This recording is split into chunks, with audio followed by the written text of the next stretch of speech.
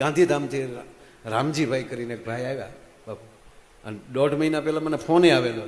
શ્રદ્ધા કેવી છે એની વાત કરું તમને. સત્ય ઘટના જો એ વ્યક્તિ એના દીકરાને લઈને આવ્યા હતા, 9 વર્ષનો દીકરો. 20 વર્ષથી બાપુ એ પૂનમ ભરે ભગુડા. કોઈ પૂનમ બાકી ન હોય. એ માણા પહેલા ખટારામાં આવતો, પછી બાઇક લઈને આવતો, હવે ફોર્ચ્યુનર લઈને આવે.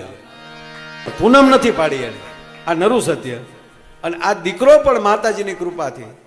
અને બાપુ બન્યું એવું, એ દીકરો 1.5 મહિના પહેલા આ જે બાળકોની બીમારી આવી, કંઈક લાગી ગઈ અને છોકરાને ચક્કર આવ્યા, પડી ગયો, હોસ્પિટલ લઈ ગયા ભુજની. ડૉક્ટરે ડેટ જાહેર કર્યો. એકનો એક દીકરો સાહેબ. બીજા ડૉક્ટર પાસે લઈ ગયા, જોયું કે ના 3 ડૉક્ટર બદલાય લોકો.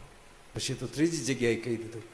તો જે હતું એ એણે ઘરે ફોન કરી દીધા, સગા સ્નેહીઓ, જે આપણે સામગ્રી જોતી હોય એ બધી. છોકરાની માનો ફોન આવ્યો, હું આવું હોસ્પિટલ, એ પહેલાં તમે એને અહીંયા લઈને નીકળતા નહીં. ભગુડાના હવનના, મોગલમાના હવનની ભસ્મ બાપુ એની ઘરે હતી. બાઈ ભસ્મ લઈને આવીને ભસ્મ ખોળી અને કીધું કે એમાં 20 પૂનમ ભરી અમે જગતને મોઢું હું દેખાડશું.